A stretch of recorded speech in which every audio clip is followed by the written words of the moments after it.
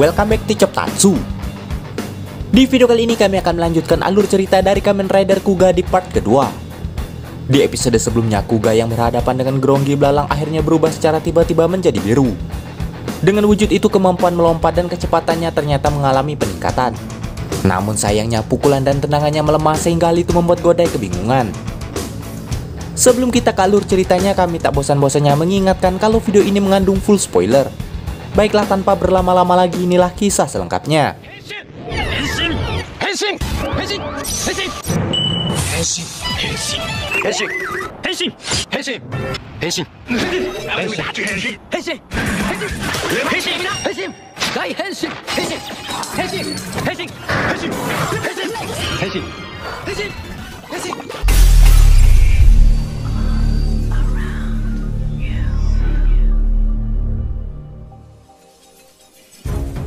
Di pertarungan melawan Batsu, Kuga pun cukup kewalahan sehingga ia dihajar berkali-kali, bahkan dilemparkan dari tempat yang tinggi. Dan sesampainya Ichijo di sana, ia pun terkejut saat melihat Kuga yang kini telah berubah warna biru dan sedang dalam kondisi terdesak. Untuk membantunya, Ichijo pun berusaha menembak monster itu, namun sayangnya posisi Kuga selalu menghalanginya melakukan tembakan. Dan ketika Batsu akan melemparkan Kuga yang tak berdaya dari gedung yang tinggi sekali lagi, tiba-tiba posisi angin berpindah sehingga akhirnya Batsu mengurungkan niatnya dan lantas pergi dari sana setelah melepaskan Kuga.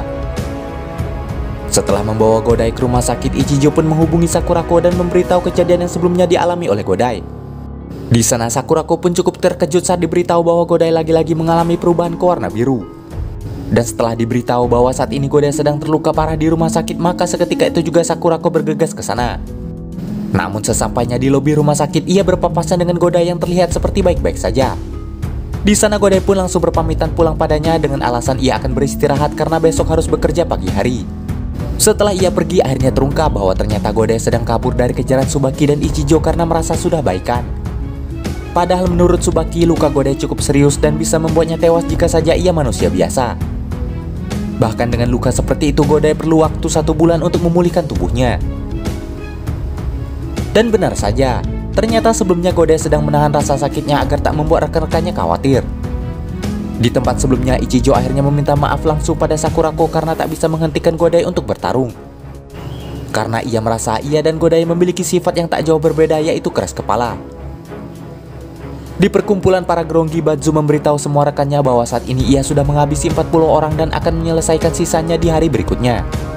Di hari berikutnya, Ichijo yang penasaran lantas menyelidiki tentang apa alasan sebenarnya yang membuat Gronggi sebelumnya pergi tanpa menghabisi Kuga. Setelah ia melihat arah angin dari sebuah cerobong asap, akhirnya ia menyadari sesuatu. Namun saat Ichijo akan menghubungi Godai, sayangnya paman berkata bahwa Godai sedang tidur dan tak bisa dibangunkan walau ia sudah mencoba berbagai cara untuk membangunkannya. Sementara di tempat berbeda, Sakurako yang galau lantas menemui Minori atau adik Godai di tempatnya mengajar. Di sana Sakurako menceritakan kecerobohan dan semua yang sedang dialami oleh kakaknya itu. Setelah mendengar kekhawatiran Sakurako, Minori lantas meyakinkan Sakurako bahwa kakaknya akan baik-baik saja. Di kantor polisi, Ichijo mulai mempresentasikan temuannya terkait keanehan yang ditemukan dari korban bunuh diri sebelumnya. Di mana dari beberapa keanehan yang ia temui terungkap fakta bahwa semua itu dilakukan oleh makhluk tak dikenal. Selain itu, pembunuhan yang dilakukan Gronggi tak ada yang dilakukan di bawah cerobong asap. Sehingga dari sana akhirnya mereka bisa memprediksi lokasi selanjutnya monster itu akan muncul. Sementara Godai yang sudah bangun masih saja bingung mengapa ia bisa menjadi biru dan bukannya merah.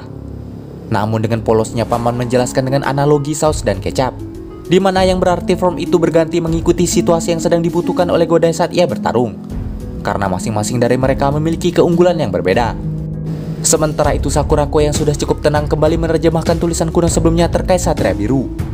Dan Godai yang sedang menyapu tiba-tiba pergi setelah mendengar kabar penyerangan Gronggi sebelumnya dari laporan kepolisian. Dan setelah Sakurako menemukan petunjuk terkait Satria Biru, ia lantas menghubungi Ichijo untuk memberitahukan hal itu. Namun sayangnya Ichijo tak bisa dihubungi karena sedang berhadapan dengan monster itu.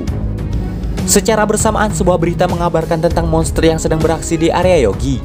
Karena merasa lokasinya tak terlalu jauh, akhirnya Sakurako bergegas ke sana karena ia yakin Godai dan Ichijo pasti juga akan ke sana. Saat Ichijo dan para polisi lainnya berhasil dilumpuhkan oleh Batsu, di saat yang sama Godai akhirnya sampai di TKP dan lantas memulai pertarungan. Saat Godai Henshin, ia pun cukup terkejut menyadari tubuhnya yang langsung berubah biru tanpa berubah merah terlebih dahulu. Walau begitu, namun ia tetap melanjutkan pertarungan meski serangannya lagi-lagi tak berpengaruh pada Batsu dan hal itu membuatnya kebingungan. Beruntungnya tak lama setelah Sakurako menerobos polisi yang memblokade lokasi, ia akhirnya sampai di area Kuga bertarung. Seketika itu juga ia lantas memberitahukan padanya bahwa satria berjiwa air itu dapat mengalahkan musuh dengan menggunakan benda yang panjang. Mendengar hal demikian, Kuga lantas mematahkan sebuah besi hingga membuatnya berubah menjadi tongkat. Saat itu juga keadaan pun berbalik. Dengan bantuan tongkat itu akhirnya Banzu berhasil dikalahkan.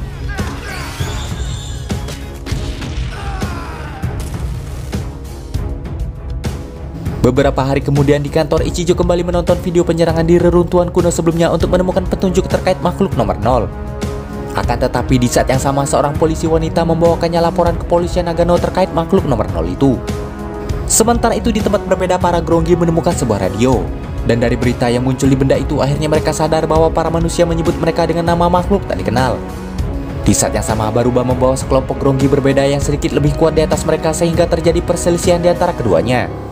Para Grongi baru itu menilai ketiga Grongi yang tersisa itu tidak becus dalam menjalankan Kageru, sehingga mereka berencana mengambil alih permainan. Dan kali ini Grongi Vagis atau lebah yang akan melanjutkan Kagerunya. Perbedaan di kelompok Me ini membuat Grongi menentukan sendiri target mereka tak seperti sebelumnya. Di sebuah lapangan tembak, Ichijo memberitahu Sugita terkait laporan dari Nagano sebelumnya, di mana di laporan itu tertulis bahwa mereka baru saja menemukan pemakaman kuno di dekat reruntuhan kuno yang jumlahnya sekitar 200 makam kuno. Setelah berlatih, Ichijo ditemui oleh istri dan anak Profesor Natsume yang sebelumnya telah dibunuh oleh makhluk nomor 0. Kedatangan mereka ke sana ternyata ingin menanyakan perkembangan terkait pencarian makhluk nomor 0 yang membunuh suaminya. Akan tetapi di sini Ichijo terlihat gelisah karena di set yang sama sedang terjadi suatu insiden yang mengharuskannya untuk pergi. Namun ia tetap melayani kedua ibu dan anak yang memperlihatkan benda kuno berupa potongan logam peninggalan suaminya untuk diteliti pihak kepolisian. Namun karena situasi masih memaksanya untuk segera pergi, akhirnya Ichijo memberikan alamat Sakurako pada mereka agar benda itu dapat dianalisa lebih lanjut di sana. Sesampainya di TKP, Sugita memberitahu Ichijo bahwa terdapat korban yang disebabkan oleh sebuah benda yang masuk dari kepala jantung hingga menembus ke kaki.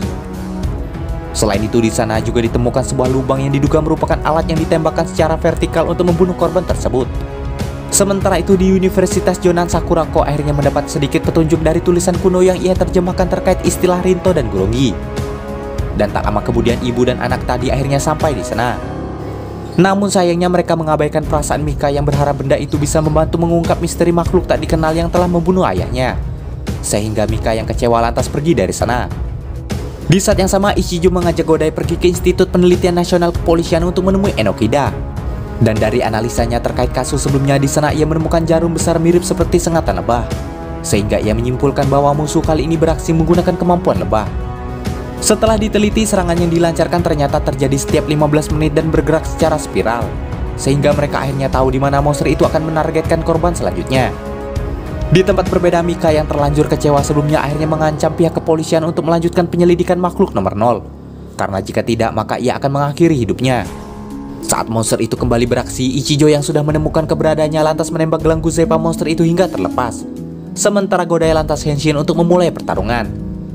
Melihat gelang itu, Goma yang sebelumnya direndahkan pun berusaha untuk mengambilnya agar Grongi itu gagal menjalankan Kagerunya. Namun sayangnya sebelum itu terjadi, Ichijo menembak topi pria itu hingga terlepas dan membuat Goma berubah ke wujud Gronginya. Di pertarungan itu Kuga sempat unggul dan berhasil memojokkan Vagis. Akan tetapi Vagis lantas mengulur waktu dengan terbang sambil menunggu sengatannya kembali memanjang. Dan Kuga yang tak kehabisan akal lantas menggunakan kemampuan Dragon Form untuk mengejarnya ke atas gedung. Sayangnya karena tak menggunakan tongkat, kemampuan Kuga tak keluar ketika ia bertarung. Lalu saat Kuga berkonsentrasi menganalisis pergerakan musuh yang bersembunyi, tiba-tiba cahaya hijau muncul. Namun monster yang kembali menghilang itu tiba-tiba memukul dan menghempaskan Kuga hingga membuatnya hampir terjatuh dari atas gedung. Dan di saat yang sama tiba-tiba ia berubah menjadi hijau. Namun karena belum bisa menyesuaikan diri dengan kemampuan form itu, Kuga pun lantas jatuh dari atas gedung. Diketahui form itu bernama Pegasus Form, di mana dengan wujud itu kemampuan melihat dan mendengar Kuga mengalami peningkatan secara drastis yang membuatnya mampu mengetahui keberadaan musuh yang jauh bahkan tak terlihat oleh kasat mata sekalipun. Namun di sini Godai belum bisa mengendalikan kemampuan itu sehingga kekuatan itu malah membuatnya terganggu. Beruntungnya karena gelang Guzepanya hilang, monster itu tak jadi membunuh Kuga dan lantas pergi dari pertarungan dengan meninggalkan Godai yang kembali ke wujud Growing Formnya. Tak lama setelah itu, Ichijo dan Godai memberitahukan pada Sakurako terkait perubahan barunya itu. Selain itu, Ichijo juga memintanya mencari tahu informasi terkait satria hijau dari simbol kuno yang ia teliti. Sayangnya Sakurako harus menunda hal demikian karena ia tengah mencari Mika yang menghilang. Karena itu untuk sementara waktu Ichijo lantas membawa Godai untuk diperiksakan kepada Tsubaki. Sementara itu Baruba yang sangat marah pada Goma karena Vagis berkata bahwa Goma adalah orang yang menyebabkan gelang Guzepa-nya hilang. Di sini Vagis akhirnya diberi gelang baru, namun sayangnya ia harus memulai Gageru dari awal dengan Kuga sebagai target tambahannya. Di rumah sakit Tsubaki menjelaskan bahwa indera penglihatan dan pendengaran Godai mengalami peningkatan sehingga itu menguras banyak tenaga. Dan itulah alasan mengapa akhirnya ia kembali ke wujud growing formnya. Selain itu batu amadam dalam tubuh Godai juga seakan memudar karena semua syaraf tubuhnya mengembang dan menjadi sensitif. Namun jika Godai mampu berkonsentrasi maka ia bisa menemukan target yang jauh. Untuk menghindari sesuatu yang tak diinginkan, Tsubaki pun menyarankan Godai untuk tak berubah dahulu selama 2 jam. Di saat yang sama Ichijo memberitahukan Godai bahwa Mika menghilang dan mengancam pihak polisi untuk menyelidiki lagi terkait makhluk nomor 0. Mengetahui hal itu Godai lantas menawarkan diri untuk mencari Mika selagi menunggu waktu batu amadam dalam tubuhnya pulih. Setelah itu Godai menemui ibu Mika untuk menenangkannya dan berjanji padanya akan segera menemukan Mika. Sementara di saat yang sama ia juga meminta Sakurako mencari tahu tentang Kuga hijau. Sedangkan di labnya Enokida memberi alat penangkap gelombang ultrasonik pada Ichijo, di mana alat itu nantinya akan membantunya menemukan keberadaan monster nomor 14 sebelumnya. Di Universitas Jonan akhirnya Jin meminta maaf pada ibu Mika atas ucapan sebelumnya yang membuat Mika marah. Namun Sakurako yang yakin akan perkataan Godai sebelumnya lantas meyakinkan mereka bahwa semua akan baik-baik saja. Dengan alat pendeteksi yang diberi Enokida sebelumnya, akhirnya Ichijo berhasil menyelamatkan seorang ibu dan anak yang hampir terbunuh oleh makhluk nomor 14 itu. Setelah Ichijo menyelamatkan mereka, Sakurako mengabari Ichijo bahwa ia sudah mengartikan teks kuno terkait Kuga hijau yang artinya ia tahu di mana kejahatan berada, bahkan dari kejauhan seperti angin, ia adalah satria yang menembak jatuh musuhnya. Sementara setelah mencari ke berbagai tempat, akhirnya Godai berhasil menemukan Mika yang ternyata berada di pantai. Godai mengaku mengetahui hal itu dari kalung kerang yang Mika kenakan, di mana kerang itu hanya bisa ditemukan di pantai itu. Saat itu juga Godai lantas menasihati Mika. Namun di saat yang sama ternyata Grongi sebelumnya kini tengah mengincar Godai. Beruntungnya dengan alat pendeteksi monster, Ichijo berhasil menemukan Godai dan Mika yang ternyata berada tepat di bawah monster itu. Sebelum monster itu menembakkan sengatannya, Ichijo menghampiri mereka dan memberitahukan Godai bahwa monster itu mengincarnya. Seketika itu juga Godai lantas henshin dan Ichijo memberikan pistolnya pada Kuga. Pada saat yang sama pistolnya berubah menjadi Pegasus Bowgun. Dan dengan kemampuan indranya yang meningkat, Kuga berhasil menangkap serangan monster itu dan menembaknya hingga jatuh dan meledak.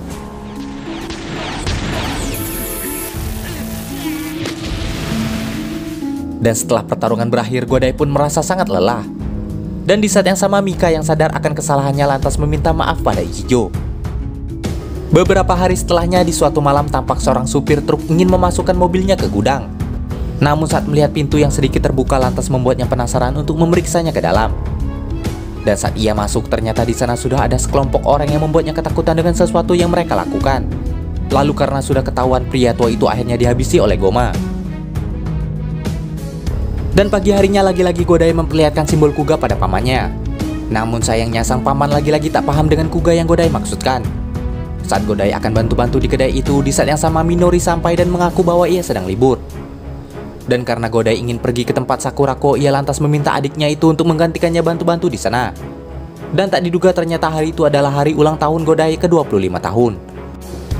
Lalu scene beralih di kantor kepolisian di mana di sana ternyata sedang dibahas tentang hasil investigasi yang menyatakan bahwa diduga makhluk tak dikenal itu hidup berkelompok di suatu tempat atau markas. Sejauh ini Ichijo menyelidiki bahwa makhluk-makhluk itu sudah muncul di 8 lokasi di sekitar Tokyo. Karena bergerak secara berkelompok, maka ia menduga bahwa pasti ada yang memberi mereka perintah layaknya seorang pemimpin. Namun anehnya mereka akan segera pindah lokasi ketika tempat persembunyian mereka diketahui padahal mereka dikenal sangat kuat. Dan karena merasa sudah banyak makhluk tak dikenal yang muncul dan memakan korban, maka kepala polisi meminta semua anggotanya untuk segera menemukan markas para monster itu dan menghabisi mereka. Dan untuk melacak keberadaan mereka, unit khusus telah melatih beberapa anjing pelacak untuk menemukan para Grongi itu. Selain itu, Enokida dari Departemen Penelitian juga membekali mereka dengan sebuah pelindung gas khusus yang telah dikembangkan berupa bom asap. Sementara di gudang sebelumnya, Grongi bernama Megegagi muncul. Di sana Goma lantas dengan bangga menceritakan bahwa ia telah membunuh pria tua sebelumnya atas izin dari Baruba. Namun saat ia akan mengambil gelang Guzepa untuk memulai Gageru, Baruba lantas merampasnya dan memberikannya pada Megegagi. Saat itu Gegagi pun menentukan bahwa total targetnya kali ini adalah 162 orang. Sesampainya Godai di kampus Jonan, Sakurako memberitahukan bahwa dari hasil terjemahan ternyata masih ada warna Kuga lainnya. Namun sayangnya ia juga belum tahu warna apa. Yang jelas From itu akan berkaitan dengan senjata pedang. Di saat yang sama tiba-tiba Jen yang sedang dalam perjalanan ke Nagano menelpon karena ia lupa membawa makanan kesukaannya. Sehingga ia meminta Sakurako untuk mengantarkannya ke sana. Diketahui keberangkatan Jen ke sana ternyata untuk meneliti pecahan batu yang diberikan oleh Mika sebelumnya. Di kedai sebelumnya paman memperlihatkan scrapbook yang ia buat dari surat kabar yang memuat berita terkait makhluk nomor 4. Paman juga menduga bahwa makhluk itu adalah orang baik karena tak menyerang manusia. Sementara di tempat berbeda, Gegagi mulai melancarkan aksinya dengan meledakkan beberapa orang di sekitar dermaga menggunakan tintanya. Sedangkan di tempat sebelumnya, Godai yang baru pulang ke kedai sangat terkejut melihat scrapbook yang dibuat pamannya itu. Di sana ia lantas memberitahu Minori bahwa sejauh ini ia sudah berubah menjadi kuga putih, merah, biru dan juga hijau. Selain itu kemungkinan ia masih akan berubah ke warna lainnya. Sayangnya mendengar hal itu, Minori lantas merasa sedikit khawatir Godai akan berbalik menjadi jahat. Terlebih lagi ternyata Godai sudah menjadi kuga sejak 2 bulan yang lalu. Namun di saat yang sama Ichijo menelpon dan memberitahu penyerangan yang dilakukan makhluk tak dikenal nomor 21 sebelumnya. Tanpa pikir panjang Godai pun bergegas ke sana. Namun sebelum pergi Minori mengingatkan bahwa hari itu adalah hari ulang tahunnya. Sehingga ia meminta Godai tak pulang terlambat malam nanti. Sementara di tempat berbeda, Sakurai berkata bahwa ia tak bisa pergi ke lokasi insiden penyerangan karena anjing pelacaknya menemukan sesuatu terkait markas para Grongi. Sedangkan Enokida yang sedang berlibur dengan anak dan ibunya terpaksa mengingkari janji lagi pada anaknya karena harus menginvestigasi insiden sebelumnya karena kebetulan saat itu ia berada tak jauh dari lokasi kejadian. Di gudang para Grongi, tiba-tiba Zen menemui Baruba meminta dirinya diperbolehkan untuk memainkan Gageru. Namun sayangnya Baruba tak lagi mengizinkannya karena kelompok mereka dianggap terlalu lemah. Sesampainya di TKP, Ichijo terkejut melihat Enokida berada di sana dan tak jadi berlibur bersama keluarganya. Setelah menjelaskannya pada Ichijo, Enokida memperlihatkan sebuah abu mencurigakan yang tertinggal di jasad setiap korban. Di lokasi berbeda, lagi-lagi Gegagi berusaha melancarkan aksinya. Beruntungnya sebelum ia melakukan hal itu, Godai datang menghentikan makhluk itu. Namun di pertarungan itu, Godai tak menyangka serangan monster itu sangat kuat bahkan membuat armor mighty-nya hangus. Walau begitu, Kuga tak ingin menyerah dan tetap melanjutkan pertarungan. Sementara itu, akhirnya anjing pelacak sebelumnya menemukan tempat persembunyian makhluk tak dikenal di distrik Shinagawa. Ichijo yang mengetahui informasi itu lantas bergegas ke sana. Sementara itu, Kuga masih berusaha mengalahkan Gegagi, namun sayangnya pukulannya tak berpengaruh sama sekali terhadapnya. Saat Kuga terdesak oleh serangan monster itu, Gegagi berencana untuk membunuhnya dengan serangan berikutnya. Namun sebelum serangan itu dilancarkan, tiba-tiba tubuhnya mengeluarkan asap sehingga ia pun kembali ke air dan pergi dari sana. Di distrik Shinagawa sebelumnya, para polisi yang dibimbing anjing pelacak menemukan tempat persembunyian para Grongi itu. Karena itu Baruba menduga para Linto itu bisa ke sana karena mengikuti bau Zen yang baru saja sampai. Seketika itu juga para polisi melemparkan bom asap ke dalam gudang itu untuk melumpuhkan mereka. Namun dengan cepat Baruba memerintahkan para Gronginya untuk segera pergi dari sana. Dan ketika zat kimia bom itu sudah reda, Sugita mengajak pasukannya untuk memeriksanya ke dalam. Sayangnya di dalam mereka tak menemukan apapun selain manekin dan papan hitung yang tertinggal. Dan di saat yang sama, Sakurai menemukan sebuah lorong yang diduga merupakan jalan pintas keluar yang digunakan para Grongi itu. Namun anjing pelacak yang menyadari keberadaan mereka kembali berlari mengejarnya. Akan tetapi Zen yang muak lantas menghadang dan membunuh anjing itu. Beberapa saat kemudian, Ichijo menemui Godai untuk menanyakan hasil pertarungan Godai melawan makhluk nomor 21 sebelumnya. Di sana Godai bercerita bahwa makhluk itu sangat kuat. Namun ia merasa aneh karena ketika asap keluar dari tubuh monster itu, seketika monster itu pun lari menceburkan dirinya ke air. Godai yang menyadari kendalanya ketika menghadapi monster itu sebelumnya, tiba-tiba teringat perkataan Sakurako sebelumnya terkait form lain Kuga yang menggunakan pedang. Sehingga ia merasa kemungkinan form itu bisa membantunya mengalahkan makhluk nomor 21 itu. Di tempat berbeda, Minori yang masih khawatir terhadap kakaknya lantas menelpon paman untuk menanyakan terkait keberadaan Godai. Di sana paman pun memberitahukan bahwa sebelumnya Godai menelpon dan berkata akan ke kantor polisi. Tanpa pikir panjang, Minori pun lantas menyusulnya ke sana. Ternyata di sana Godai minta dilatih kendo oleh Ichijo, di mana dengan bela diri itu ia berharap bisa menemukan teknik atau cara agar bisa mengalahkan makhluk itu dengan menggunakan pedang. Setelah diserang secara bertubi-tubi oleh Ichijo, akhirnya Godai menemukan ide untuk tak menghindari serangan musuh dan memusatkan semua kekuatannya pada serangan terakhirnya. Dan setelah berlatih, tak lama kemudian Minori akhirnya sampai di kantor polisi dan segera mengajak kakaknya ke taman. Di sana Minori sempat mengira Godai bertarung sebagai Kuga karena terpaksa. Karena sejujurnya ia khawatir akan kehilangan kakaknya itu. Namun seperti biasanya akhirnya di sana Godai berhasil meyakinkan dan menenangkan hati adiknya itu. Di saat yang sama, Enokida memberitahu Ichijo terkait analisanya terhadap abu yang tertinggal pada korban sebelumnya. Dari penyelidikannya, abu itu diduga sebelumnya adalah cairan yang keluar dari tubuh makhluk nomor 21 dan akan meledak jika terkena sesuatu benda. Walau begitu, sebenarnya hal itu juga merupakan kelemahannya, di mana ketika monster itu memproduksi cairan, maka seketika itu juga panas tubuhnya akan meningkat menjadi 280 derajat. Dan apabila tubuhnya tidak segera didinginkan, maka tubuhnya tak akan bisa menahan rasa panas itu.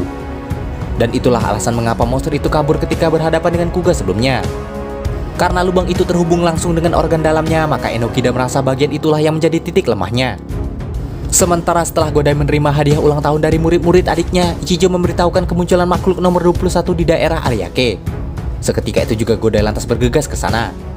Sesampainya di sana, Godai pun menabrakkan motornya ke tubuh makhluk itu dan lantas henshin ke wujud Kuga Titan Form.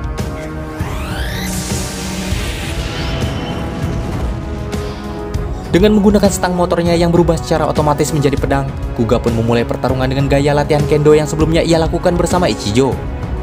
Dengan menerima serangan demi serangan yang dilancarkan monster itu secara tak langsung, teknik itu membuat makhluk itu ketakutan. Saat ia mulai panik di sana, Kuga lantas menghunuskan pedangnya ke perut monster yang membuatnya meledak seketika.